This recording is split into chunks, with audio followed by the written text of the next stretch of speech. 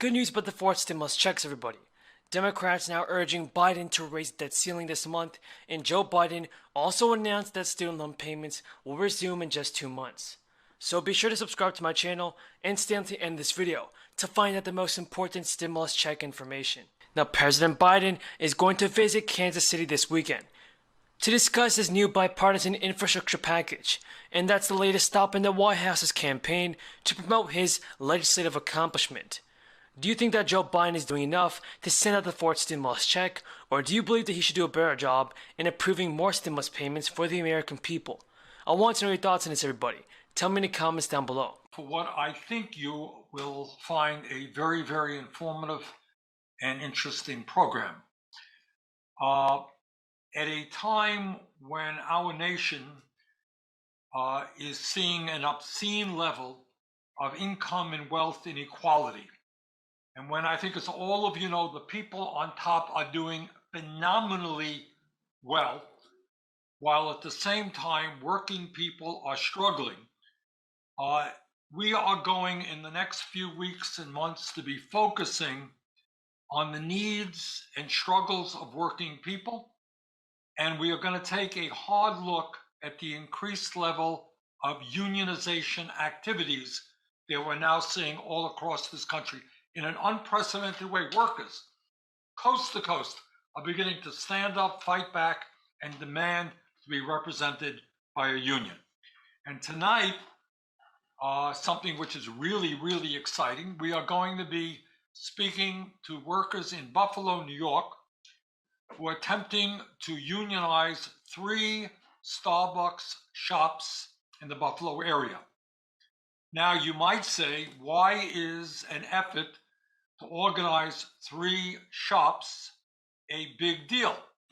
And the answer is that Starbucks has some 15,000 locations, some of them corporately owned, some of them franchise owned, but 15,000 in the United States, and none of them, 0, are unionized, not one.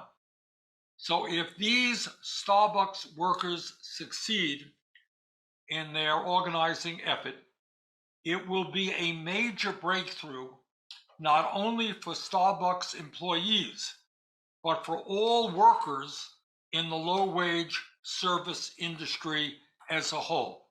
This is an industry where people are paid some of the lowest wages in America, worst working conditions. If there could be a breakthrough here at Starbucks, it is a very big deal.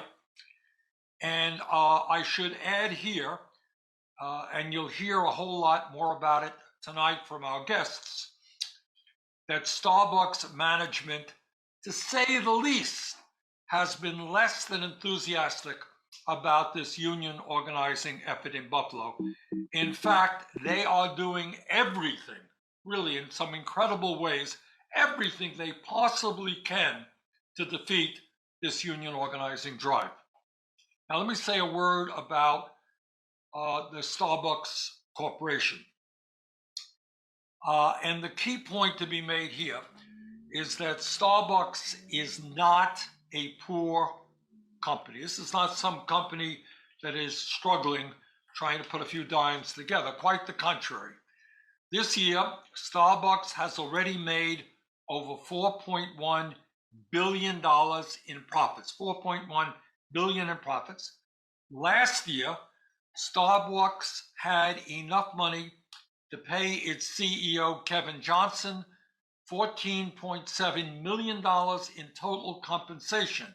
That's over 1,200 times what they pay their average employee.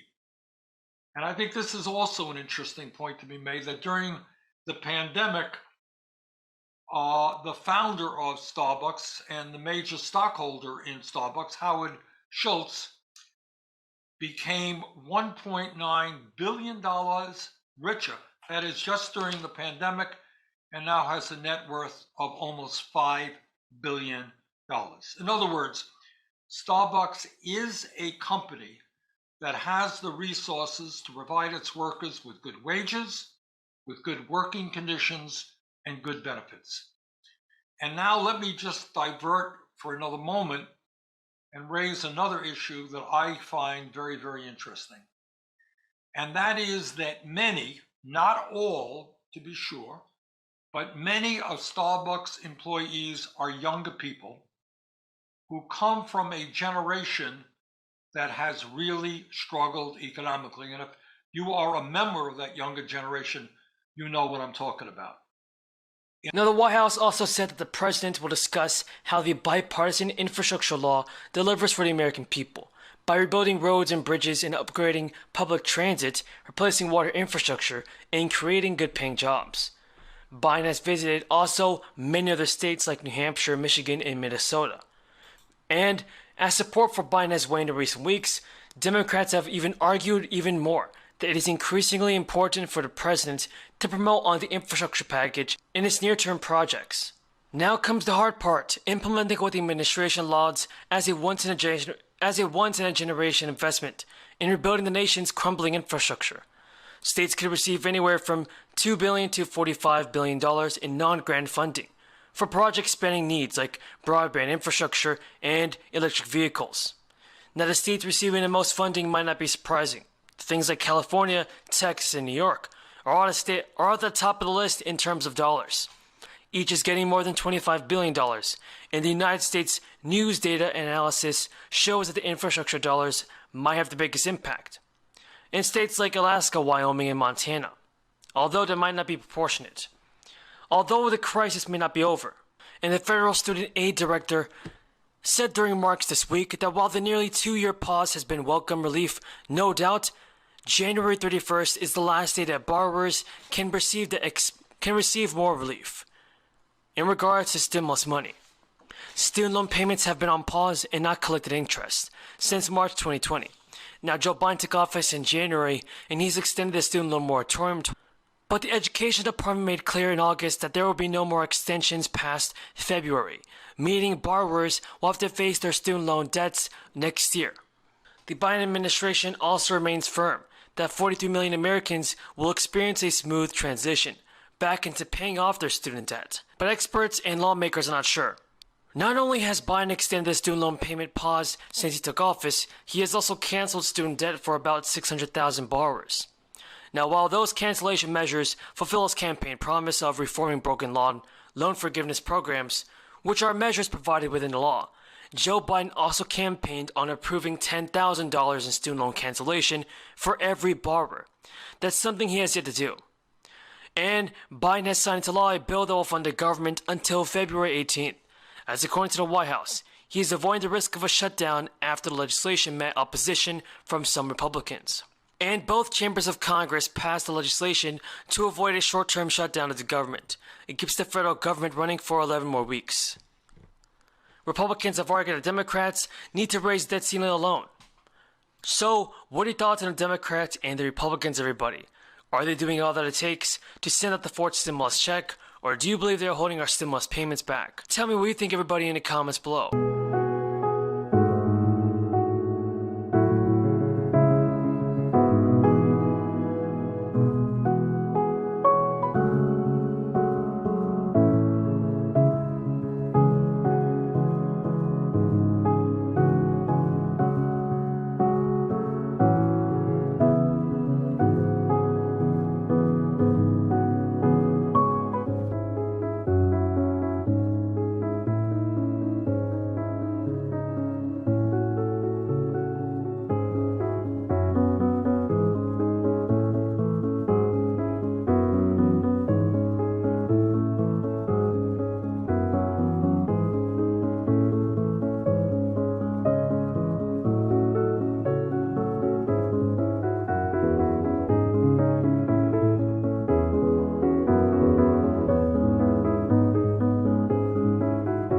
Good news about the fourth stimulus checks, everybody.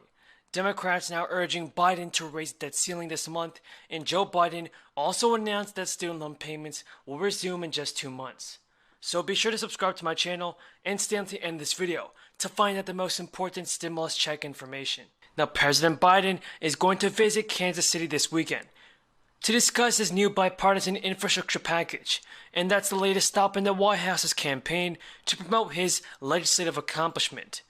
Do you think that Joe Biden is doing enough to send out the fourth stimulus check, or do you believe that he should do a better job in approving more stimulus payments for the American people?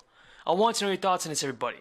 Tell me in the comments down below. For what I think you will find a very, very informative and interesting program.